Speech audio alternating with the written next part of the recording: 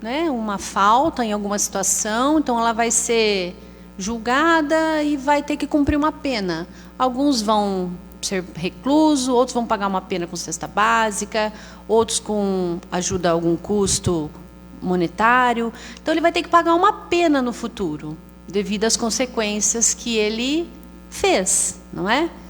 Então, a doutrina espírita, ela nos ensina que a crença no que diz respeito às penas futuras, ou seja, os pagamentos que iremos fazer no futuro, elas não estão baseadas somente na parte teórica, né, dos livros, mas sim em inúmeras observações e ensinamentos que nos são trazidos pelos Espíritos.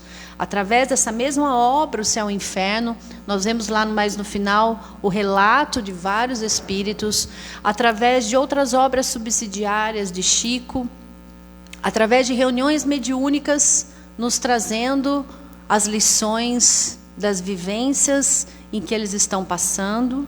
Lembrando que o espírito, ele só tem uma vida. No momento em que ele é criado, ele tem diversas existências. Então, quando a gente usa um termo meio equivocado, quando nós falamos, na outra vida eu vou ser tal coisa, na vida passada eu fiz tal coisa. Não, vida a gente só tem uma. Então, são existências passadas, existências futuras. E aqui ele está falando dessas penas futuras.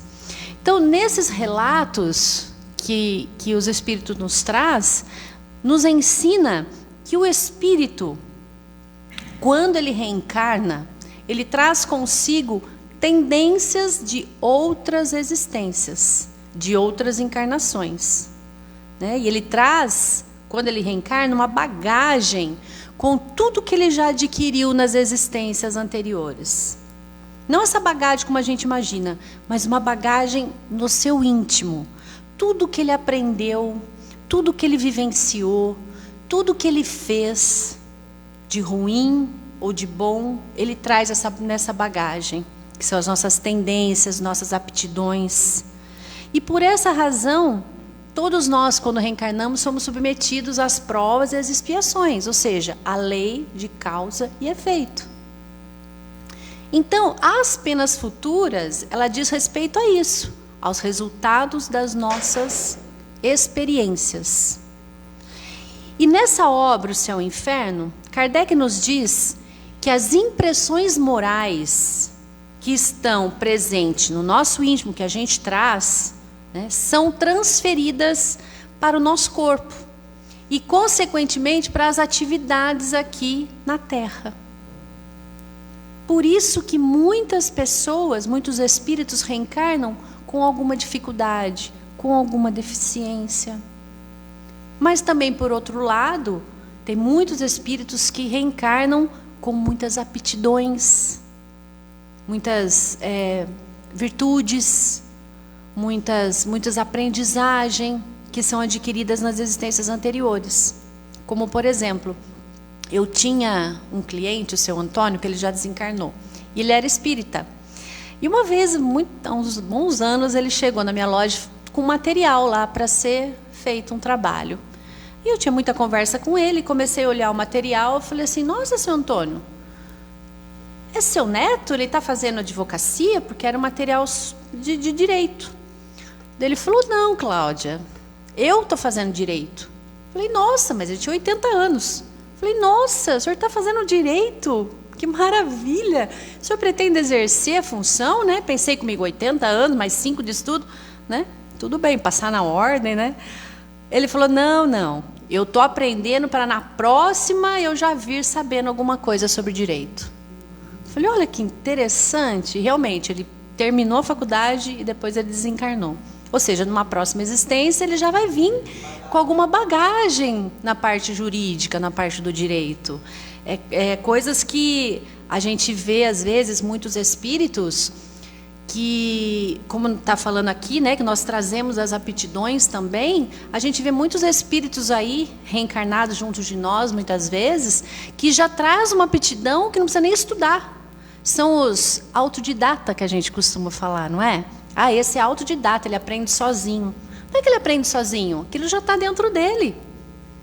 Quantos vídeos nós não vemos às vezes no TikTok, no Facebook, aí, no Instagram, de crianças de 3, 4, 5 anos tocando piano sem nenhuma partitura na frente?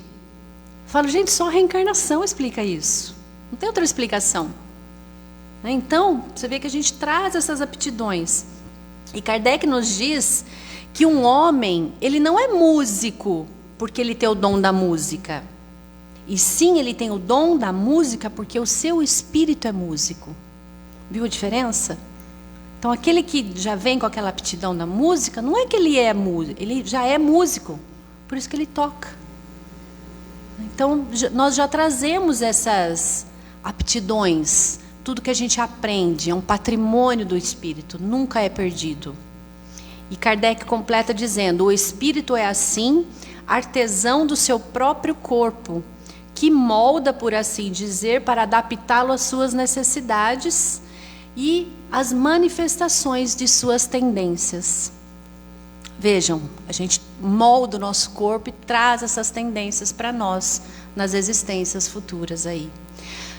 Já no que diz respeito aí às atitudes morais de um espírito encarnado, elas são o reflexo do grau de adiantamento moral. Né? Foi adiantado numa anterior, nesta vai ser tranquilo. Agora, se não foi, não aprendeu muito o lado moral, nessa vai ter um pouco de dificuldade. Então, tudo vai depender se ele é mais ou menos elevado de acordo com o seu grau evolutivo. Então, a gente vê que é possível moldarmos, inclusive, o corpo, o pensamento, as emoções, o raciocínio. E a lei nos ensina que todo princípio inteligente gera um efeito inteligente. Então, caso o espírito esteja disposto a se responsabilizar por suas atitudes, aqui, buscando domar as suas imperfeições morais, ou seja, suas más tendências, ele terá as penas futuras diminuídas ou até mesmo liquidadas. Vai acabar com elas, não vai ter que pagar tanta pena. Por quê? Porque ele já vai estar nesta vida, nessa existência trabalhando. Então, só vai haver pena futura se eventualmente o espírito que for moralmente menos evoluído desistir de estimular, de melhorar suas imperfeições. Ou seja, continuar cometendo os mesmos equívocos. Por isso que existem as provas e as expiações. Ou seja, ela faz valer os efeitos das nossas imperfeições morais. Aí a gente pode perguntar, e como é possível diminuir essas penas futuras, então? Como que eu faço? Porque eu não quero ter que pagar por algo de ruim que eu fiz. Através do bom uso do livre-arbítrio, de boas escolhas. Porque temos que lembrar que Deus não pune, não castiga. Todo o sofrimento que passamos advém de uma falta cometida. E não aí de uma vontade de Deus, como muitos pensam. Deus não impõe sofrimento a ninguém. Isso é da lei de Deus. Eu posso gostar, aceitar ou não. Ela existe. É a lei natural. Da mesma forma que as leis morais também são leis naturais. Por isso que a lei de Deus, ela está escrita na nossa consciência. Somos nós próprios que nos julgamos e nos sentenciamos. Isso me faz lembrar daquela frase conhecida de Emmanuel: o bem que praticas em qualquer lugar será teu advogado em toda parte. Não tem ninguém que vai apontar: olha, você errou, olha, você fez isso, agora você vai pagar por isso lá no mundo espiritual. Não tem. E lembrar que ninguém encarna para sofrer. Encarna e sofre, mas não encarna para sofrer. Deus nos impõe a reencarnação para nós progredirmos. E como o espírito possui o livre-arbítrio, ele será responsabilizado de maneira proporcional à sua inteligência. E é pelo desenvolvimento intelectual, ou seja, da inteligência, que é possível se depurar moralmente. Por isso a importância dos grupos de estudos na casa, participar desse estudo de segunda, participar do ESD que vai começar, porque não é só para conhecer a doutrina. Conhecendo a doutrina nos faz nos conhecer e sermos pessoas melhores, né? A não ser que aquele que quer só aprender por aprender, ser uma biblioteca ambulante, vamos assim dizer, né? Não aplica em sua vida, aí seria um fariseu. E nós não estamos mais na época de sermos fariseus, né? Nós temos que, tudo que a gente conhece, aplicar primeiro em nós. E com isso a gente vai diminuindo as penas futuras. Vai permitindo que nós, espíritos, saiamos dessa inércia, dessa ignorância moral em que nós nos encontramos. Já que por meio da fé raciocinada, equilibrada entre a razão e a emoção, nós vamos possuindo aí capacidade de direcionar o nosso caminho ao aprendizado e ao aperfeiçoamento moral. Fazer o que deve. Por isso que logo no primeiro capítulo dessa lição, Emmanuel nos afirma que todos nós sempre temos um propósito na vida, uma sincera vontade de conexão com o alto, com a espiritualidade amiga, de nos elevarmos de alguma forma. Mas ele fala, entretanto, quando Emmanuel usa entretanto, todavia, porém, mas, a gente já vê que não é tão simples, né? Ele fala, entretanto, quando nos deparamos com as lutas do dia a dia, que é comum no mundo em que nós vivemos, no próprio lar, onde pessoas amadas nos negam entendimento, onde nós podemos observar muitas vezes a queda dos nossos melhores companheiros que serviam de ajuda para a nossa elevação, onde muitas vezes somos caluniados, tendo as nossas mãos limpas, onde também vemos amigos queridos suspeitarem de nós próprios. E aí Emmanuel fala, aí nós vamos percebendo que as nossas mais belas palavras foi indiferente para alguns. Aquele que caminha conosco, do qual nós vamos recebendo desprezo em troca de amor. E Emmanuel nos esclarece que todos esses problemas, no entanto, são desafios da vida te pedirem trabalho. Sabe aquele trabalho íntimo? A tão famosa e falada reforma íntima? Ou seja, olhar primeiro para dentro de nós. É isso que está pedindo para nós, para a gente fazer ter esse aperfeiçoamento moral, a nos proporcionar aí momentos para a nossa evolução.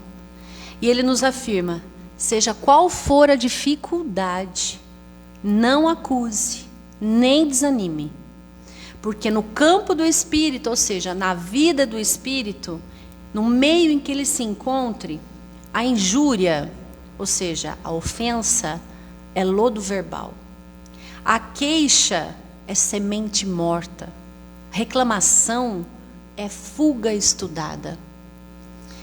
Então, se nós estamos passando por esses desafios na vida, não reclamemos de ninguém.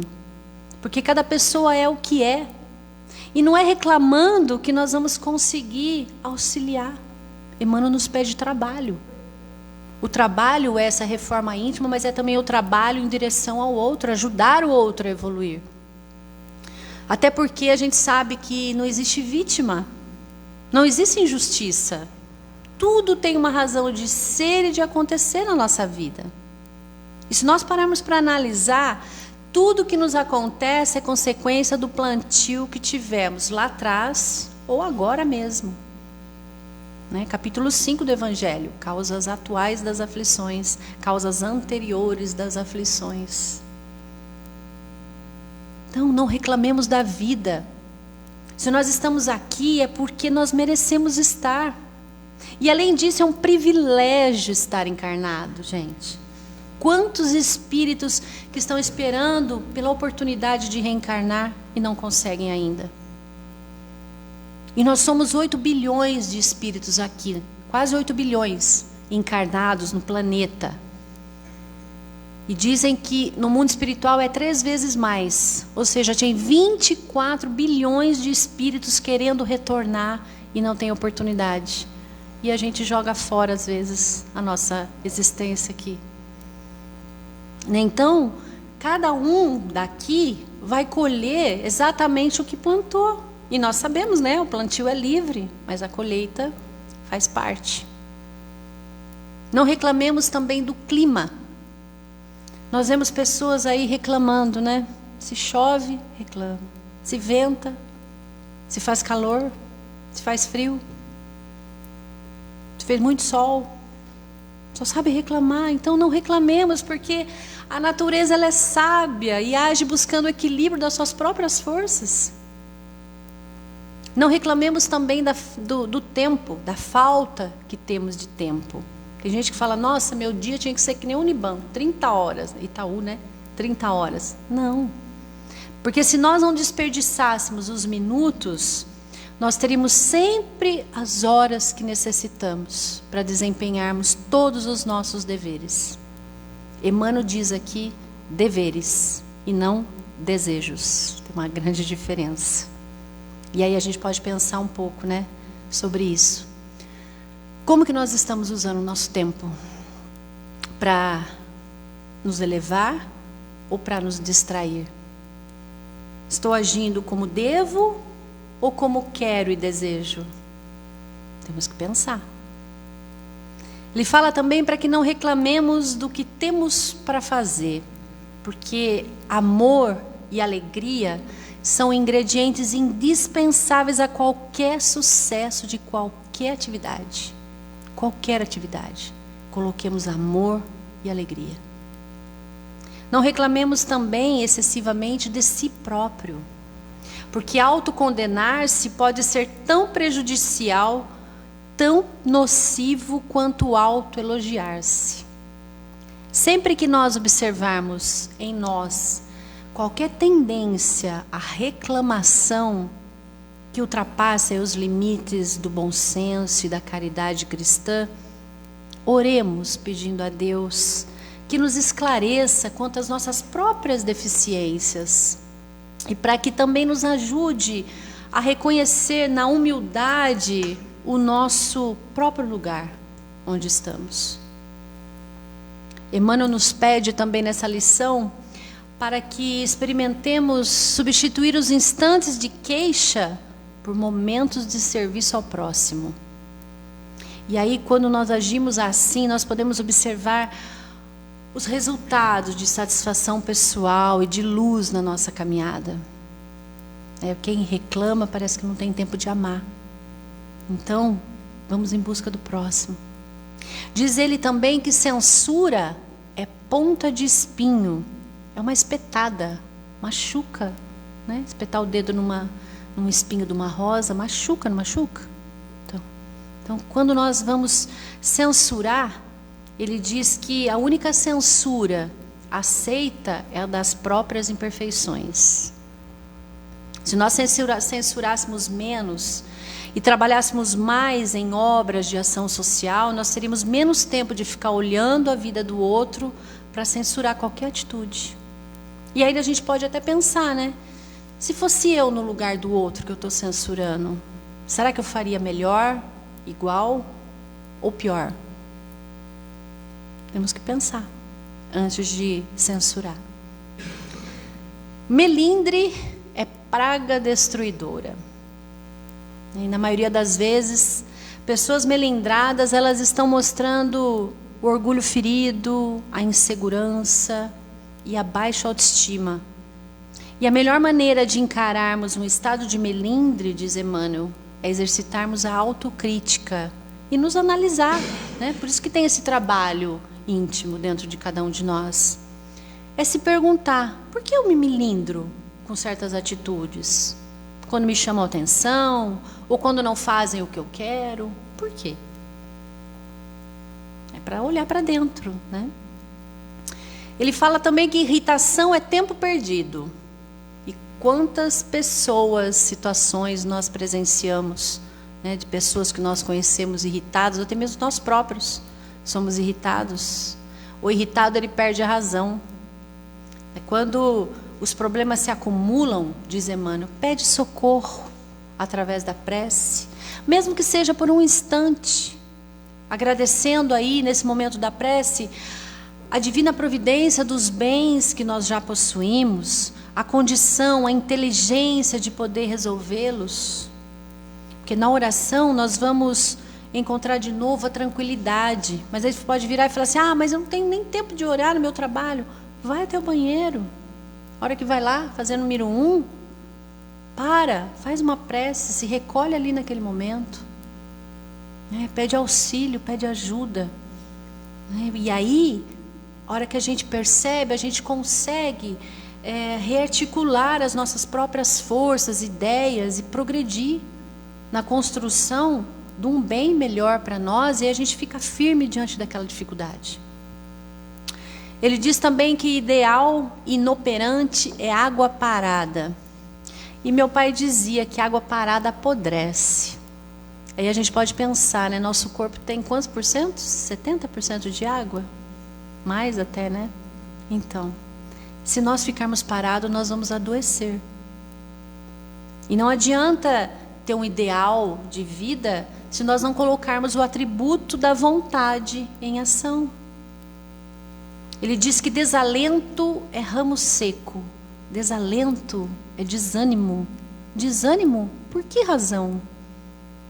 Se nós pararmos para pensar, nós não temos motivos de sermos desanimados. Jesus já nos alertou: no mundo tereis aflição, mas tenhamos bom ânimo de que Jesus teve. Ele é o nosso guia e nosso modelo. Porque da mesma forma que ele venceu o mundo, nós também venceremos. Somos filhos do mesmo Pai. Só que nós precisamos estar com esse bom ânimo de que fala Jesus. Porque problemas nós iremos ter. Em um mundo de expiações e provas, não tem como não ter os desafios da vida. Faz parte do processo da nossa evolução. Mas como eu lido com o problema é que faz toda a diferença. Ele diz também que ninguém avança em nada na vida sem movimento. Ou seja, não é parado, estacionado ou vivendo em uma ilha deserta que nós vamos desenvolver as virtudes. Nós precisamos do movimento em direção ao outro. Nos relacionarmos. É difícil os relacionamentos? Muito. Mas nós precisamos dele. E é com eles que nós vamos aprender a amar, a compartilhar, a desenvolver as nossas virtudes, a trabalhar a paciência, a tolerância, a resignação e tantas outras. Então, fixemos a nossa atenção em tudo aquilo que é útil, que é nobre, que é belo, que é bom na nossa vida. Não nos deixemos desviar dos caminhos, porque diz Emmanuel que no repouso dos braços, quando chega o problema da hora vazia, ou seja, aquela mente sem ocupação, os semeadores do mal, eles encontram grande oportunidade de plantar a discórdia e a incompreensão. E isso vai ser de forma bem sutil, nós não vamos perceber. E de repente a gente já se vê tomado, e aí a gente começa a perder o tempo que temos aqui, complicando as nossas próprias lutas e trazendo sombra no nosso caminho. Emmanuel também fala que não há evolução nem resgate sem ação. Evolução é suor indispensável.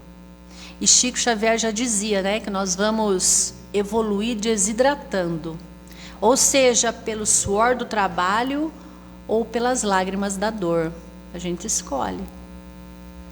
E resgate é suor necessário com o pranto da consciência. O que é isso?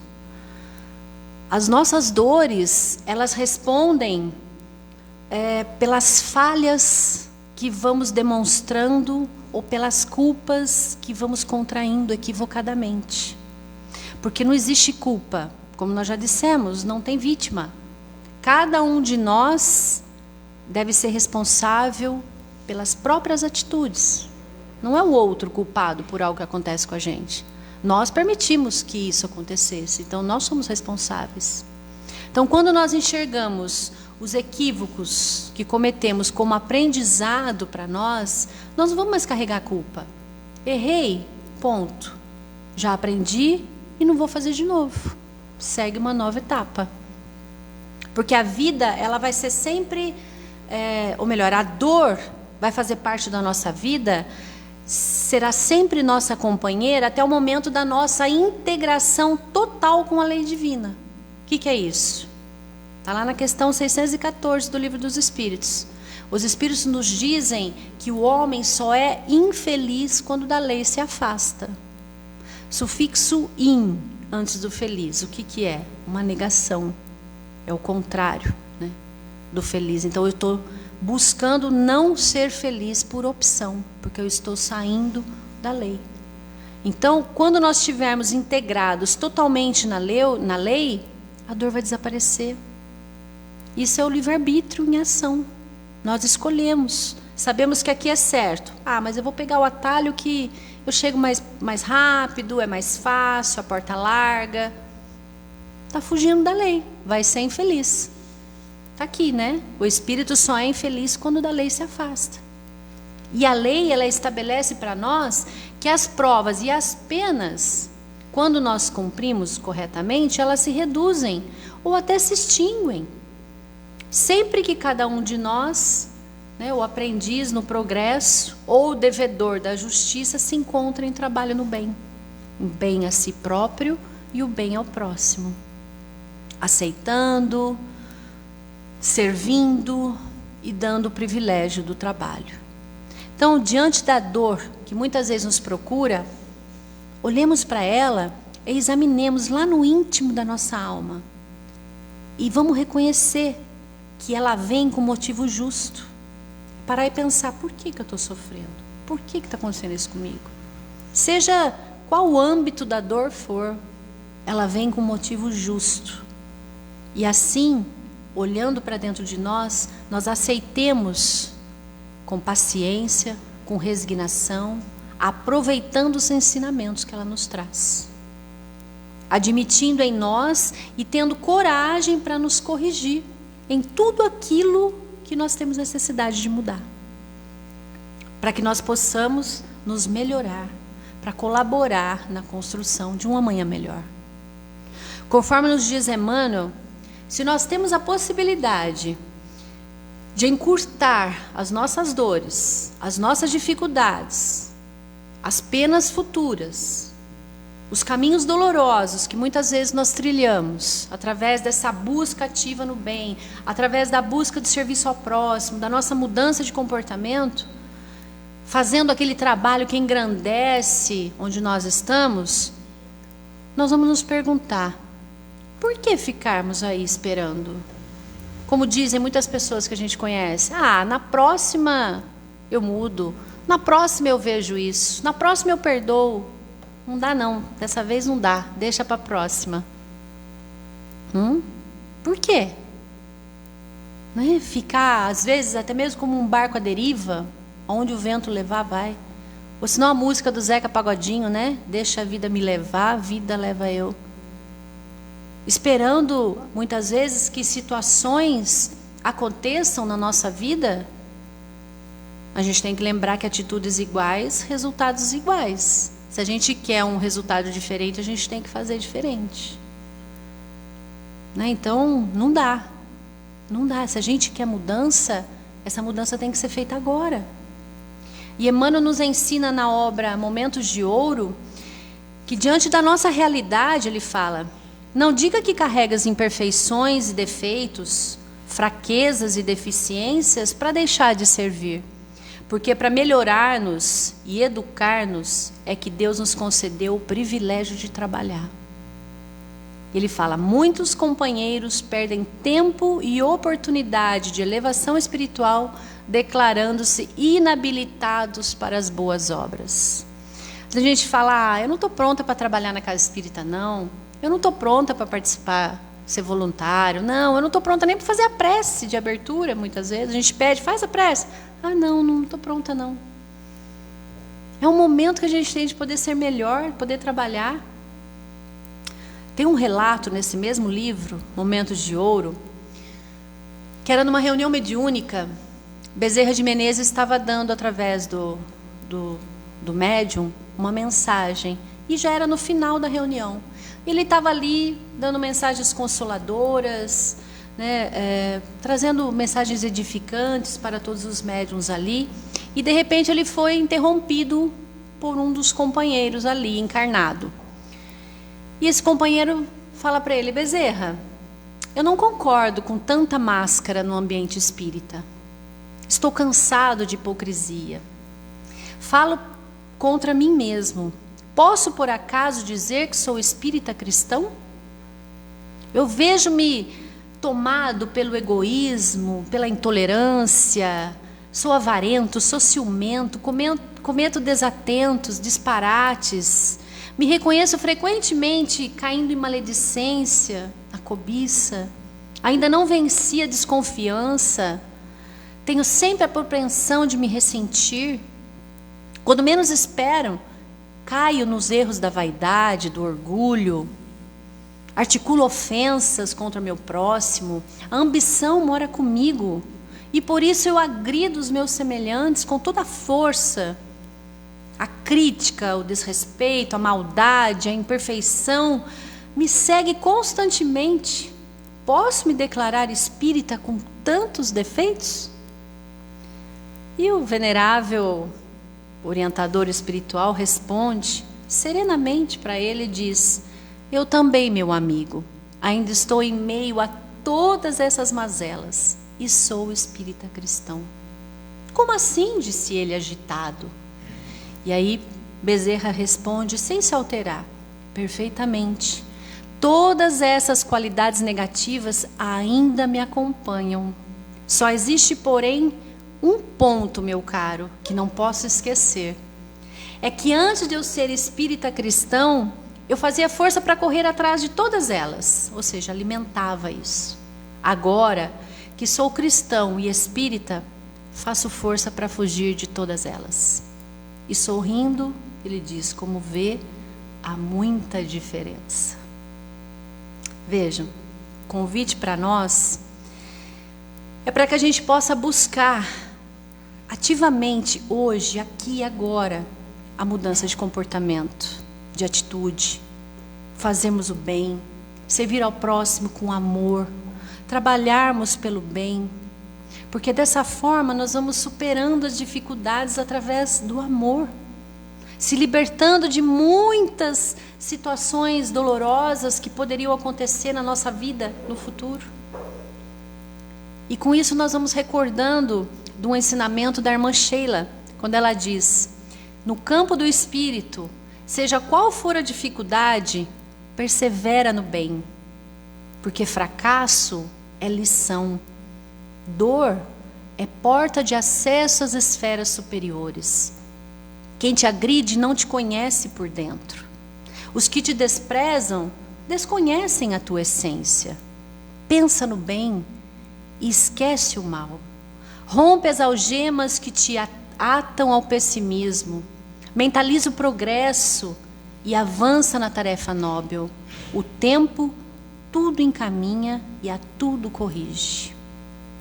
E eu finalizo com um poema belíssimo de Maria Dolores, quando ela diz: não deixe para mais tarde a palavra calma e boa, que salva, anima e perdoa, curando ofensas ou pesar.